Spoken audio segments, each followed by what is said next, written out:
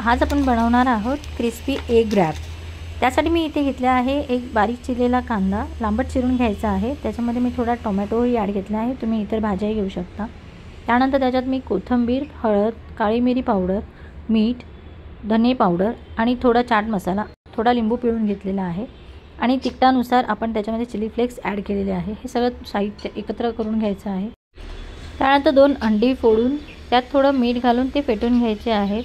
फेटल्यानंतर एका पॅनमध्ये मी हे तेल घालून इथे गव्हाची पोळी लाटून घेतलेली आहे, ती मी इथे शेकून घेते आहे। दोन्ही साईडने आपल्याला हाफ शेकून घ्यायची आहे, कारण की पुढील प्रोसेसमध्ये ती पूर्ण शेकल्या जाईल।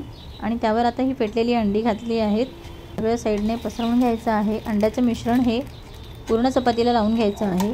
थोडं एक अर्ध्या सेकंदासाठी झाकण ठेवून पोळी उलटी करून दोन्ही बाजूनी शेकल्यानंतर त्यावरती मेयोनीज आणि टोमॅटो सॉस मिक्स करून मी पूर्ण चपातीला लावून घेतलेला आहे। आणि आपण बनवलेला जो साल्सा आहे, चटपटा साल्सा, तो ह्याच्यावर मी ॲड करून घ्यायचा आहे। आणि यावर चीज किसून घालायचं आहे। चीज म्हटलं की लहानांपासून मोठ्यांपर्यंत सगळ्यांच्याच तोंडाला पाणी सुटतं। आमच्या घरात लहानांनाच काय तर मोठ्यांनाही हा रोल खूप आवडलेला आहे। आणि आता आपला हा रॅप रेडी आहे। टिफिनमध्ये तो ओपन होऊ नये यासाठी मी इथे पेपरने रॅप केला आहे। आणि तुम्ही नक्की तुमच्या मुलांना देऊन बघा, खूपच छान लागतं। अशा झटपट रेसिपीसाठी लाईक, सबस्क्राईब करायला विसरू नका।